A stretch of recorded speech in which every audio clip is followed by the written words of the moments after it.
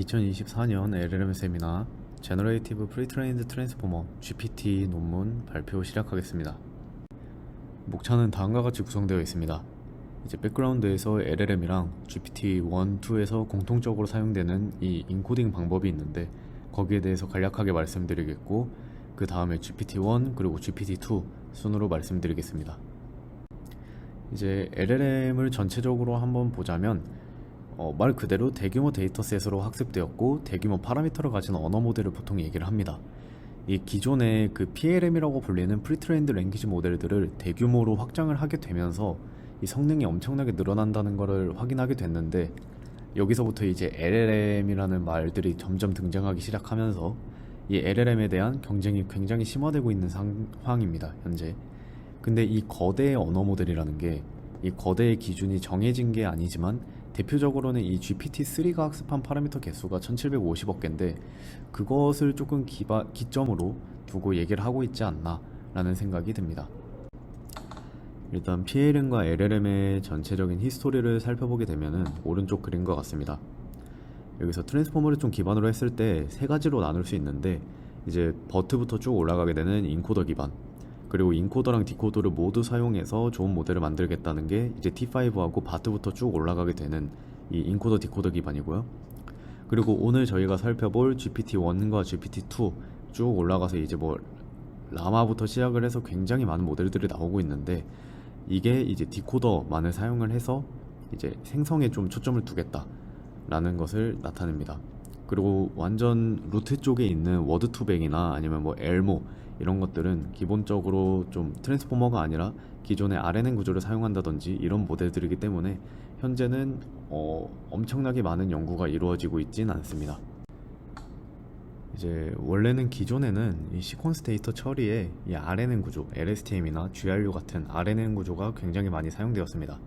근데 이 LLM은 전체적으로 이 트랜스포머 구조를 좀 차용을 하고 있는데 이 트랜스포머의 이 어텐션 메커니즘 기반의 이 인코더 디코더 구조를 차용을 하게 됩니다. 그래서 이 트랜스포머가 가지는 이점은 기존의 RNN 구조는 이 순차적으로 데이터를 처리하기 때문에 타임 컴플렉시티가 굉장히 높았는데 이 트랜스포머는 입력을 병렬 처리함으로써 이 학습 시간을 가속화한다는 장점이 있었습니다. 그래서 이 LLM 중에서도 GPT 같은 경우에는 이 NLP 태스크에서 이 OOV 문제를 완화하기 위한 인코딩 기법을 사용을 하게 되는데요. 이 OOV 문제라는 거는 Out of Vocabulary, 그러니까 이 방대한 양의 단어 그리고 시간이 지날수록 새롭게 생겨나는 신조어 같은 여러 가지 단어들은 모두 모델에다가 학습에 넣기가 좀 어렵습니다. 사실상 불가능에 가까운데 이와 같이 이런 모르는 단어, 그러니까 모델에 학습하지 못한 단어로 인해서 문제를 푸는 것이 까다로워지는 걸 OOV 문제라고 얘기를 합니다. 그래서 GPT는 기본적으로 이 바이트 페어 인코딩 방법론을 통해서 단어를 인코딩 하는데 위에 나와 있는 것처럼 이 BP 방법론은 학습 데이터를 공백 기준으로 그 스페이스바 기준으로 나누게 되고 이거를 전부 다 글자 단위로 이 음절 단위로 단어집을 생성하게 됩니다. 그래서 위와 같이 안녕하세요, 안녕하십니까 이런 것들을 밑에와 같이 음절 단위로 전부 다 생성하게 되고 이 각각의 음절 단위를 이제 바이트 페어로 이 하나의 쌍으로 전부 다 나타내게 됩니다. 여기에서 이 쌍이 이 코퍼스 안에서 몇 번 나오는가에 대한 빈도수를 세기 시작하는데 여기에서 빈도수가 가장 높은 단어 쌍을 단어집에다가 추가해서 이런 식으로 몇 번의 이터레이션을 거쳐서 최종 단어 셋을 구성하게 되는 그런 방식입니다. 그래서 이거를 조금 더 자세하게 살펴보면은 이 로우하고 뭐 로어 이런 식으로 단어가 빈도수에 따라서 이렇게 나온다고 가정을 하면은 이니셜라이즈 된 보캐블러리 셋은 다음과 같이 나타낼 수 있고요. 여기에서 이터레이션을 한번 거치게 되면은 이제 E랑 S가 가장 많은 빈도수를 가진다. 이 S쌍이 가장 많은 빈도수를 가진다고 하면 이 이터레이션 한 번에 이 보캐블러리 셋에 ES가 추가되는 이런 방식으로 BPE가 동작을 하게 됩니다. 이 BP를 할 때 이 이터레이션을 몇 번 수행할 거냐 이거는 사용자가 임의로 정할 수 있고요. 이 초기 단어 집합은 기존 보캐블러리 집합의 단어들을 모두 캐릭터 와이즈하게 분리한 결과값입니다. 그래가지고 이 이터레이션을 진행을 하고 한 10번 정도 진행을 하게 되면은 오른쪽 그림과 같이 이제 보캐블러리 셋이 이렇게 구성이 되게 되는데 여기에 만약에 처음 보는 로우스트라는 단어가 들어오게 되면은 기존에 이 보캐블러리 셋에 세팅되어 있던 이 로우랑 EAST 이 두 가지 페어쌍으로 이 단어를 표현할 수 있게 됩니다. 그렇게 되면은 이 OOV 문제가 발생하더라도 표현이 가능하기 때문에 이 모델 자체가 이 NLP 태스크에 대해서 이 텍스트 데이터에 대해서 프로세싱이 가능하게 됩니다. 우선 GPT에서 해결하고자 하는 문제는 다음과 같습니다. 이 모든 대부분의 이 기계학습 분야가 마찬가지듯이 여기서도 NLP 태스크에서도 이 얼라벨드 데이터를 어떻게 활용할 거냐, 이게 가장 관건인데, 여기서 보시는 것과 같이 라벨드 텍스트 데이터셋에 비해서 얼라벨드 텍스트 데이터셋은 엄청나게 많은 양의 그 데이터를 포함하고 있습니다. 여기서 라벨드 텍스트 데이터셋은 뭐 센텐스만 해도 다 합쳐서 10만 개가 안 되는데, 이제 2020년 2월 기준으로 얼라벨드 텍스트 데이터셋 같은 경우에는 600만 개가 넘는 아티클이 있고, 이 안에서도 이제 3.5 빌리언 개의 워드가 포함되어 있는 엄청나게 방대한 양의 이 라벨이 없는 텍스트 데이터셋이 존재합니다. 그래서 이것을 활용을 해서 모델의 성능을 높일 필요가 있다 라는 게 GPT가 얘기하는 가장 큰 모티베이션입니다. 이 얼라벨드 데이터셋을 사용하려고 해도 이 워드 레벨 인포메이션 이상에서 어떤 정보를 얻어내기에는 어려움이 있습니다. 이제 첫 번째로 특정 태스크에 대해서 트랜스퍼하기 유용한 어떤 레프레젠테이션을 학습을 해야 되는데, 그러면은 레프레젠테이션을 학습을 할 때 어떤 옵티마이제이션 오브젝티브가 가장 효과적인가, 여기에 대해서 알기가 힘들다는 점. 그리고 두 번째는 레프레젠테이션을 학습했다고 쳐도 이 타겟 텍스트에다가 결국엔 트랜스퍼를 해야 되는데, 이 트랜스퍼를 어떻게 할 건가에 대해서 이제 일치된 의견이 없었습니다.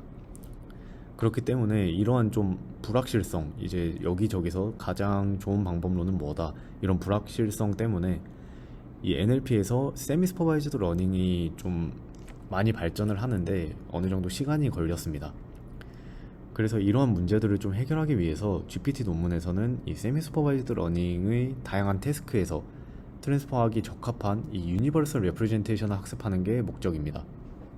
즉 이제 어떤 특정 도메인을 학습을 해서 특정 태스크를 수행하는 게 아니라 이 제너럴 도메인에 대해서 방대한 양의 데이터를 학습을 하게 된다면 다양한 태스크를 풀 수 있지 않을까라는 아이디어에 기반을 합니다. 이를 위해서 이 GPT는 학습 과정에서 두 가지 스텝을 거치는데요. 첫 번째로는 이 모델의 이니셜 파라미터를 학습하기 위해서는 이 얼라벨드 데이터에 대해서 랭귀지 모델링 오브젝티브를 사용을 하게 됩니다. 그래서 얼라벨드 텍스트 콜퍼라에 대해서 이 프리트레인을 진행을 하고, 그 다음에 이 트랜스퍼 과정을 할 때 이 학습된 이니셜 파라미터를 이 타겟 텍스트에다가 적용을 시키기 위해서 이 슈퍼바이즈드 러닝을 진행을 하게 됩니다. 그래서 이 최종적인 모델이 나오게 되는 그런 구조입니다. 일단 GPT는 기본적으로 트랜스포머 구조를 사용하게 되고요.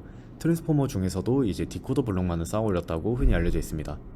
이 중간에 인코더에서 이제 키랑 밸류를 받아오는 게 저희가 흔히 알고 있는 트랜스포머에서의 디코더 블럭인데, 이제 GPT 같은 경우에는 디코더 블럭만을 사용하기 때문에 이 인코더 블럭에서 오는 이 키랑 밸류 값이 필요가 없습니다. 그렇기 때문에 이 디코더 원래 기존의 트랜스포머 디코더 구조에 있는 이 멀티헤드 크로스 어텐션 부분에 모듈만을 제거한 형태가 되겠고요. 이 트랜스포머 자체는 롱텀 디펜던시를 제어하기 위해서 스트럭처드 메모리를 제공할 수 있기 때문에 이제 기존의 RLM보다 훨씬 유용하다고 얘기를 하고 있습니다. 그래서 이제 밑에 나와 있는 것처럼 기존의 LSTM을 사용한 연구들에 비해서 이 다양한 태스크에 트랜스퍼하기가 용이하고 이 롱텀에 대해서도 훨씬 잘 작동할 수 있다고 얘기하고 있습니다. 그리고 위에서 오른쪽 그림을 보시게 되면은 GPT-1 같은 경우에 이제 트랜스퍼, 그러니까 파인 튜닝을 할 때 이 트래버설 스타일 어프로치를 기반으로 하는 이 태스크 스페시픽 인풋 어댑테이션을 사용한다 라고 얘기를 하고 있는데, 이게 그 다양한 태스크의 입력을 스타트 토큰, 그리고 딜리미터, 그리고 엔드 토큰으로 구성을 하게 됩니다.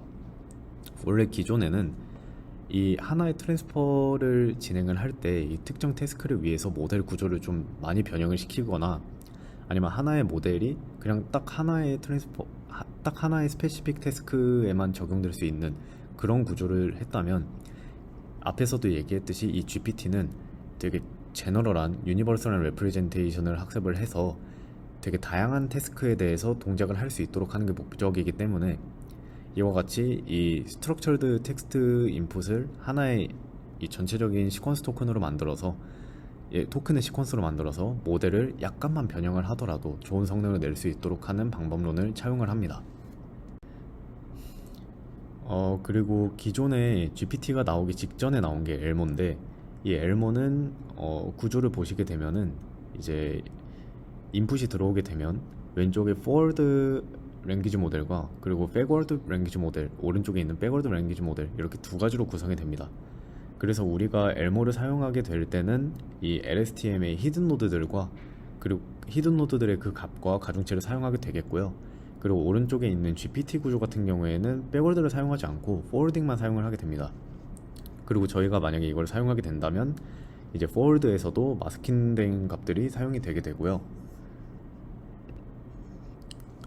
그리고 엘모에서는 LSTM 구조를 기본적으로 가져간다면 GPT에서는 여기 나와 있는 것처럼 트랜스포머의 디코더 구조를 쭉 쌓아 올린 그런 구조를 가져가게 되는 차이점이 있습니다. 그래서 이 GPT의 이제 메소드를 좀 보게 되면 아까 말씀드렸다시피 언스퍼바이즈드 러닝 페이지에서는 기본적으로 프리트레이닝을 진행하기 위해서 이 라벨링이 안 되어 있는 엄청나게 방대한 양의 데이터셋을 학습을 하게 됩니다. 그래서 아래 수식은 GPT-1에서 얼라벨드 토큰 코퍼스가 주어졌을 때 각 토큰에 부합하는 라이클리후드를 최대화하기 위해서 이 스탠다드 랭귀지 모델 오브젝티브를 사용을 하겠다라는 수식인데, 여기서 말하는 랭귀지 모델 오브젝티브가 뭐냐면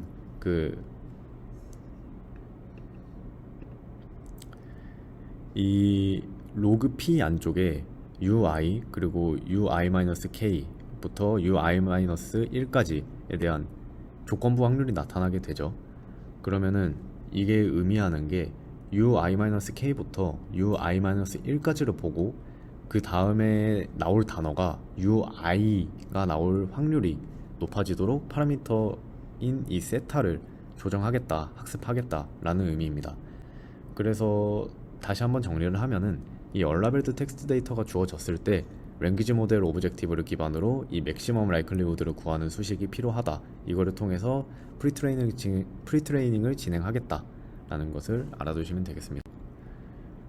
그 다음으로는 언스퍼바이즈드 러닝을 진행을 할 때 앞에서 봤던 거는 전체적인 로스에 대한 내용이었고, 이거는 트랜스포머의 디코더 부분에 대한 내용입니다. 저희가 흔히 알고 있는 내용인데 전체적으로 학습이 되어지는 과정을 보시게 되면은 그냥 이제 토큰 인베딩에 포지션 인베딩을 더해가지고 트랜스포머 블럭을 태우게 되고, 여기서 마스크드 멀티헤드 셀프 어텐션을 거치게 되는데, 트랜스포머 레이어 개수만큼 여기서는 12개가 쌓아져 있다고 표시가 되어 있죠.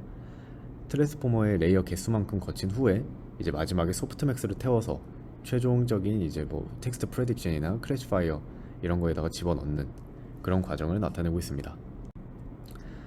그 다음에 프리트레인이 진행이 됐다면 이제 트랜스퍼를 해야 되는데, 트랜스퍼는 앞에서 말씀드렸다시피 슈퍼바이즈드 러닝을 기본적으로 깔고 갑니다.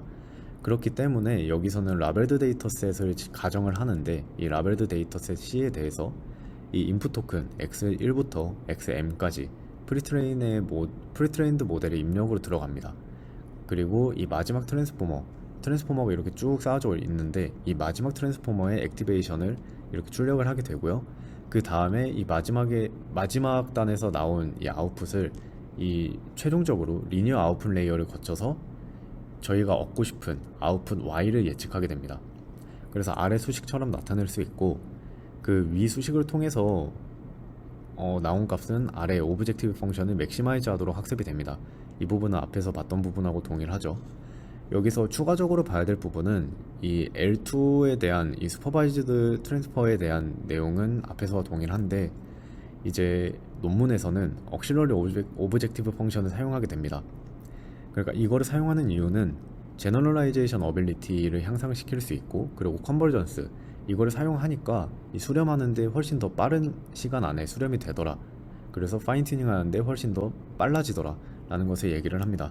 그래서 맨 아래에 있는 수식처럼 이 단순히 L2만 사용하는 게 아니라 L2 로스에다가 L1, 앞에서 봤던 그 언스퍼바이즈드 데이터셋을 학습할 때 사용했던 그 L1 수식에 가중치를 부여를 해서 이 최종 리니어 최종 아웃풋 리니어 레이어만 학습하는 게 아니라 이제 전체적인 프리트레인드 모델 자체의 가중치도 약간씩 업데이트를 하겠다. 그렇게 하면은 이제 어빌리티도 이 일반화 성능도 향상되고 그리고 수렴 속도도 빨라진다 라는 것을 얘기하고 있습니다. 앞에서 GPT가 다양한 텍스트를 수행하기 위해서 트랜스퍼가 될 때 모델의 구조를 약간씩만 바꾼다고 얘기를 했는데, 거기서 사용된 게 트래버설 스타일 어프로치였죠. 이 트래버설 스타일 어프로치 같은 경우에는 이제 전체적인 구조만 말씀을 드렸는데, 스타트, 딜리미터, 그리고 엑스트랙트 이렇게만 말씀을 드렸는데, 이게 단순히 그렇게만 설정을 하는 게 아니라 결국에는 각각의 어떤 태스크에 따라서 약간씩 인풋의 구조가 바뀌게 되는 것은 존재합니다.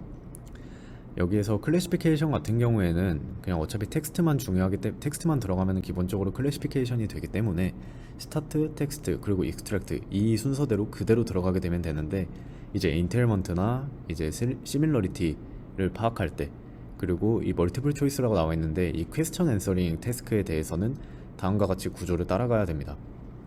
그래서 아래 나와 있는 거는 이제 어떤 식으로 구성이 되는가, 이 인풋에 대한 시퀀스가 어떻게 구성이 되는가에 대한 내용이고요. 이제 딜리미터를 좀 잘 활용을 해야 된다라는 게 좀 주요한 내용인데, 뭐 예를 들면은 퀘스천 앤서링 같은 경우에는 더큐멘트 G가 있고, 그리고 이제 퀘스천 Q가 있고, 앤서셋 이제 AK가 주어질 때 이제 Z 그리고 Q 그리고 딜리미터 그 다음에 앤서, 이 형태로 여러 가지 인풋을 만들게 됩니다. 그러면 각각의 인풋에 대해서 컨텍스트는 이제 Z랑 Q로 동일한데 이제 AK가 1부터 K개만큼 나타나게 되겠죠. 그럼 각각에 대한 이 컨텍스트와 앤서로 구성된 각각에 대한 시퀀스가 독립적으로 트랜스포머를 타게 되고, 최종적으로 리니어를 거쳐서 결과값이 나오게 됩니다.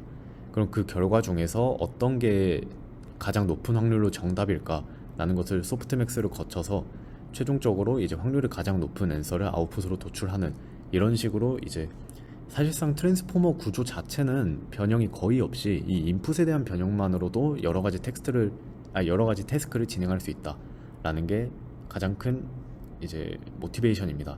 그래서 이제 태스크 스페시픽하게 인풋을 트랜스포메이션 할 수 있다라는 것을 얘기하고 있습니다. 이제 GPT 논문 자체가 실험의 양이 엄청나게 방대한 논문이기 때문에 이제 모델에 대해서 좀 어떻게 설정을 했고 어떻게 세팅을 했고 파인 튜닝에서는 어떤 디테일이 있는지를 논문에서 전부 다 가져왔습니다. 여기에 대해서는 한번 읽어보고 실험 파트로 들어가 주시면 될 것 같고요. 그리고 이제 프리트레인에 사용된 데이터셋 같은 경우에는 이제 북콜퍼스 데이터셋이라는 게 사용이 됐는데, 이거는 이제 7,000개 출판되지 않은 책의 내용인데요. 이 어드벤처나 판타지, 뭐 로맨스 되게 다양한 장르들의 책이 7,000개나 있기 때문에 엄청나게 당시에는 엄청 큰 데이터셋으로 얼라벨드 데이터셋을 이제 프리트레인에 사용을 했다라고 얘기를 하고 있습니다. 이제 태스크와 데이터셋을 보시게 되면은 태스크 자체는 총 크게 4개를 진행을 했고, 이제 각각의 태스크에 맞는 데이터셋을 이렇게 구성을 했습니다. 그래서 내추럴 랭귀지 인퍼런스부터 보시면은 이제 GPT가 당연히 성능이 제일 좋을 거고요. 근데 여기서 보면은 바로 직전에 나왔던 엘모가 있는데, 이 첫 번째 행에서 이 엘모를 더한 메소드하고 비교를 했을 때 더 좋은 성능이 나타났다 라는 것을 여기서 얘기하고 있고, 그리고 나머지도 이제 기존의 소타 모델들인데 이 각각의 좀 되게 좋은 모델들하고 비교를 했을 때에도 성능 향상이 어느 정도 눈에 띄게 나타난다. RTE를 제외하면은 다른 부분에 있어서는 꽤 눈에 띄게 성능 향상이 있었다 라고 얘기를 하고 있습니다. 그리고 앞에서 봤던 것처럼 이 트래버설 스타일 어프로치를 사용을 해서 이 퀘스천 앤서링이나 이 시멘틱 시밀러리티나 그 클래시피케이션을 진행을 했을 때 또 실험을 전부 다 할 수 있는데요. 기존에 있었던 소타 혹은 굉장히 좋은 모델이라고 나와 있는 그 모델들하고 비교를 했을 때에도 더 가장 좋은 성능을 자랑하거나 아니면 비슷한 성능을 낸다고 전부 다 결과 지표로 알 수 있습니다.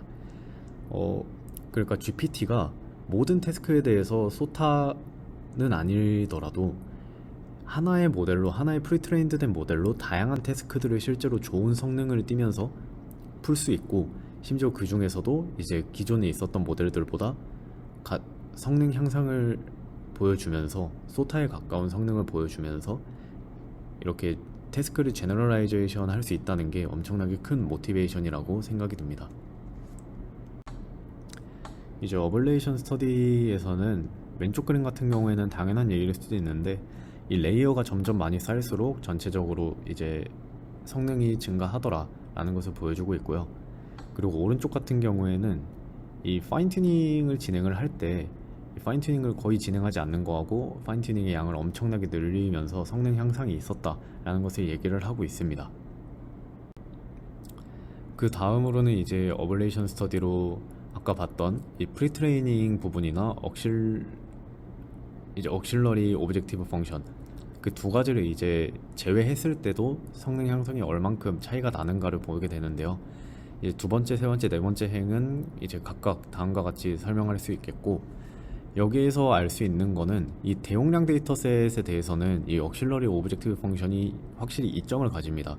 그러니까 맨 위에 나와 있는 전부 다 사용했을 때의 경우에는 되게 가장 좋은 성능을 자랑을 하는데, 그 앞에 나와 있는 4개 데이터셋이 약간 좀 작은 데이터셋이라고 해요, 비교적.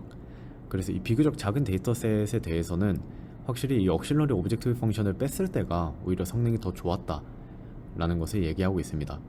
그리고 이제 LSTM을 사용하면은 RT에서만 성능이 약간 높고 나머지는 트랜스포머 기반이 훨씬 좋다 라는 것을 알 수 있습니다. GPT-2 같은 경우에는 GPT-1하고 구조적으로 바뀐 게 거의 없습니다. 하지만 여기서 가장 큰 모티베이션 컨트리뷰션으로 가져가게 되는 거는 이 트레이닝에 사용된 이 데이터셋의 크기, 그리고 이 모델 자체의 파라미터 개수가 GPT-1하고 비교했을 때 비약적으로 상승을 합니다. 이게 아무래도 버트한테 GPT-1이 나오고 버트한테 성능이 바로 따라잡혔는데, 여기에서 보실 수 있듯이 이 버트 라지를 GPT-2는 미디엄 수준에서 버트 라지하고 거의 동일한 모델 크기 그리고 파라미터 세팅을 가져가게 되는데, 그 이후에 막 GPT-2 라지, GPT-2 엑스트라 라지 이런 게 나오는 걸 보니까 버트를 뛰어넘기 위해서 이 트레인된 데이터셋의 양을 엄청 늘리고 이 모델 크기도 굉장히 많이 키우는 논문이라고 생각이 들었습니다. 그래서 이 GPT-2 같은 경우에는 스몰, 미디움, 라지, 엑스트라 라지 이렇게 다양하게 있는데, 이 각각의 모델의 전체적인 구조고요. 이 모델들의 주요 구성 요소들을 나타낸 지표이니 이것은 참고해 주시면 되겠습니다. GPT-2는 GPT-1하고 비교를 해서 구조적으로 엄청나게 큰 차이가 있지 않았습니다.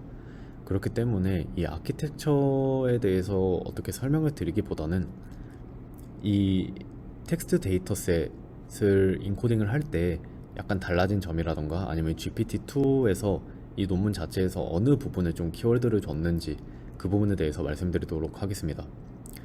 먼저 이 기존의 GPT-1 같은 경우에는 일반적인 바이트 페어 인코딩을 사용을 하게 되는데, 이 바이트 페어 인코딩을 사용할 때 몇 가지 문제점이 발생을 하게 됩니다. 우리가 보통 사용하는 시퀀스에서는 이 시퀀스가 그냥 단순한 형태로 그 파이썬에서 동작하는 게 아니라 기본적으로 유니코드 형태로 이게 동작을 하게 됩니다. 그러니까 이 컴퓨터 코딩 상에서 이미 인코딩이 되어가지고 계산이 되는 건데, 이 모든 보캐블러리에 대해서 캐릭터 자료형으로 말뭉치를 구성한다는 게 저장 공간을 상당히 많이 차지를 하게 됩니다. 그리고 이 캐릭터 자료형으로 저장을 한다는 것 자체가 이 모델이 학습하지 않은 토큰이 들어왔을 때 이 캐릭터 자료형으로 저장된 거에서는 이 둘을 비교를 할 때 이 캐릭터 자료형과 부합하지 않으면 그냥 모른다, 없는 토큰이다, 이 언노운 토큰으로 분류를 해버리기 때문에 올바르게 처리되지 못하는 문제가 오히려 발생할 수 있습니다. 그래서 GPT-2에서는 이거를 바이트 레벨로 내려버리게 되는데, 이 바이트 수준에서 계산이 이루어지게 되면은 위에 나와 있는 것처럼 각각 L, O, W 이렇게 캐릭터 와이즈하게 저장되는 게 아니라 이 L이나 O나 이 각각은 사실상 이 언어 상에서, 이 컴퓨팅 언어 상에서 전부 다 유니코드 혹은 아스키 코드와 같은 형태로 바이트로 변환이 돼가지고 컴퓨터가 인지를 하기 때문에, 이거를 그러면은 캐릭터 와이즈하게 저장을 하는 게 아니라 그냥 바이트로 미리 바꿔가지고 저장을 하면 어차피 의미 자체는 동일하니까 그렇게 바이트 수준에서 계산이 이루어지게 해야겠다 라는 게 큰 아이디어이고요. 그래서 이제 바이트 수준에서 계산이 이루어지게 되면은 처음 보는 단어가 들어오게 되더라도 이 아스키 코드상에 매핑을 시킬 수 있기 때문에 해당 단어의 이 바이트 빈도수만 계산을 하게 되면은 기존의 BP를 사용하는 것과 동일한 그런 인코딩 동작이 가능하다라고 얘기를 합니다.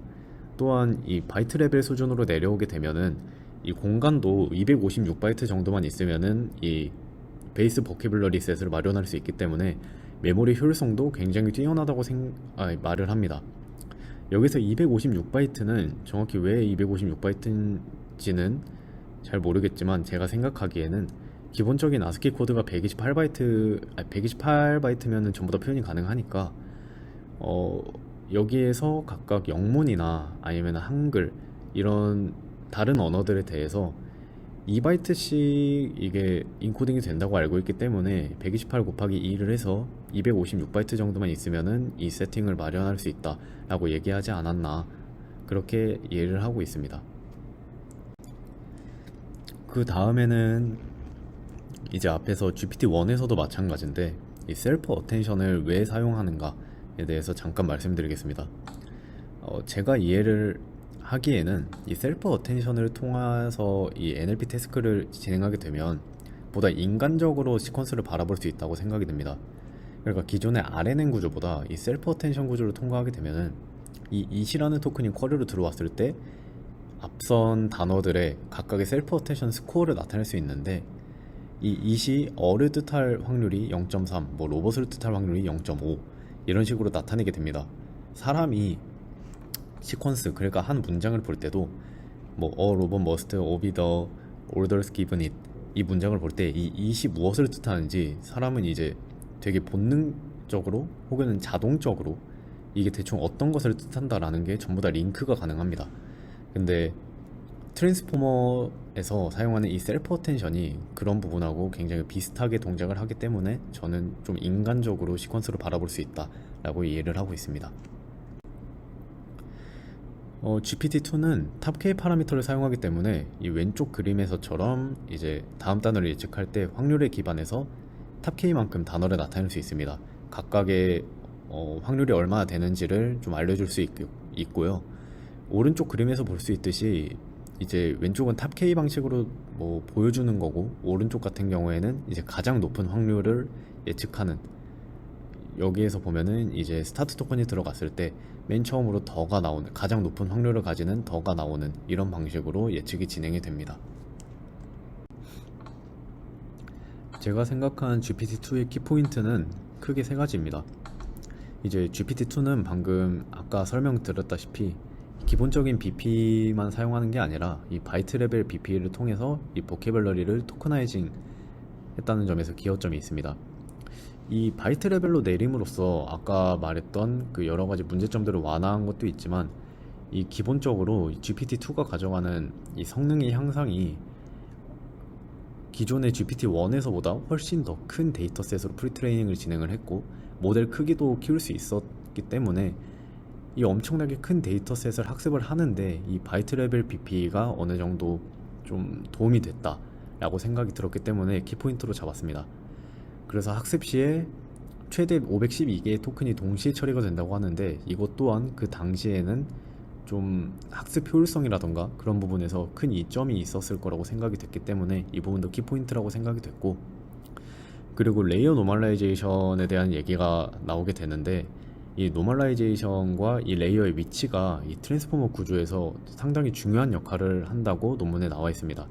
물론 정확히 어느 위치에 들어갔고 뭐 어떤 방식으로 처리했나 그런 부분들은 제가 확인하진 못했는데, 아마 GPT-3부터, 제가 논문을 아직 읽진 않았지만 GPT-3부터 그런 부분을 좀 중요시한 어떤 구조가 나오지 않을까 라고 예상이 됩니다.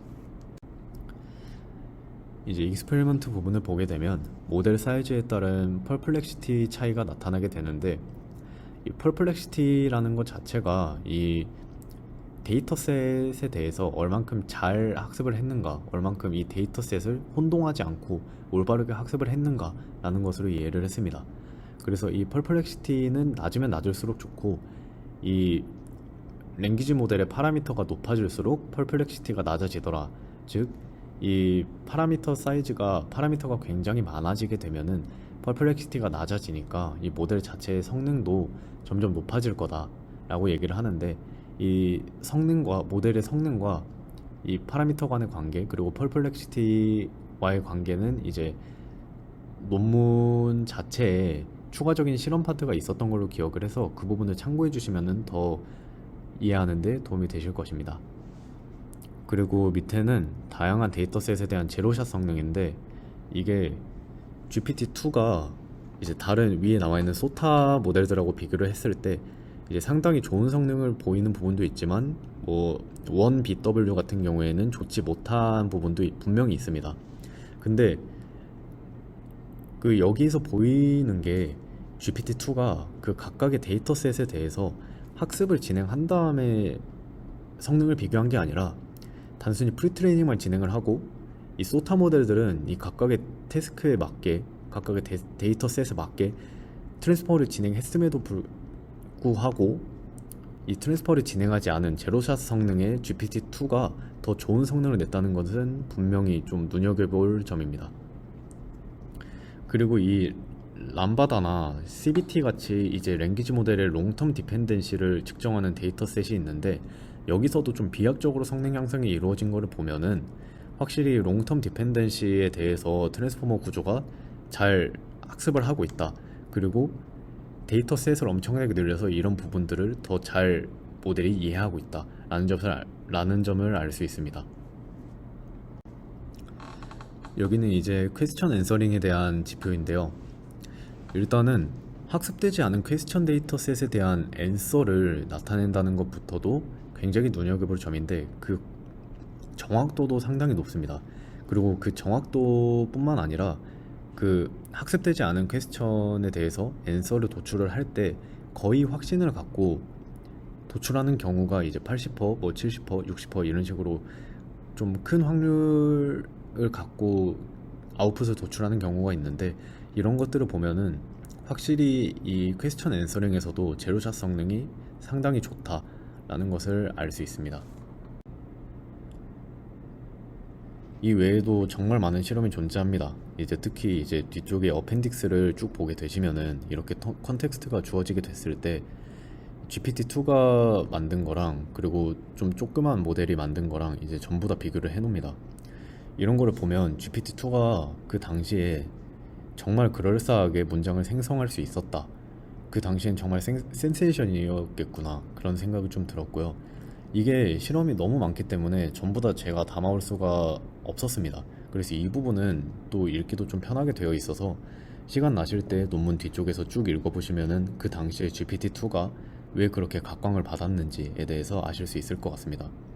물론 뭐 지금 저희 입장에서 볼 때는 GPT 막 4도 나오고 한 입장에서 봤을 때는 많이 부족해 보일 수도 있겠지만, 확실히 그 전에 나왔던 모델들이 생성한 글들하고 비교를 했을 때는 훨씬 인간적이고 그럴싸하다는 것을 좀 알 수 있었습니다. 마지막 결론인데, 일단 17년도부터 현재 2024년까지 전체적인 모델 파라미터 사이즈를 확인을 했을 때 정말 기하급수적으로 엄청나게 많이 상승을 하고 있다는 것을 좀 알 수 있습니다. 방금 말했던 GPT-1이나 GPT-2 같은 경우에도 지금 시점에서 봤을 때는 이제 중간도 못 오는 정도의 파라미터 사이즈인데, 지금은 그래서 이제 생각보다 더 GPU의 중요성이 높아지고 있고, 이제 이러한 LLM 모델에서 새로운 모델 개발은 좀 개인의 영역을 점점 벗어나고 있는 것 같다는 생각이 들었습니다. 그렇기 때문에 최대한 프리트레인드 된 모델을 잘 써먹는 방향이 조금 더 효율적인 방향성이 될 수 있겠다, 이 개인적인 연구라는 방향성에 있어서는 그게 더 맞을 수도 있겠다 라고 생각이 들었습니다. 이상으로 LLM 세미나 GPT 논문 발표를 마치겠습니다. 감사합니다.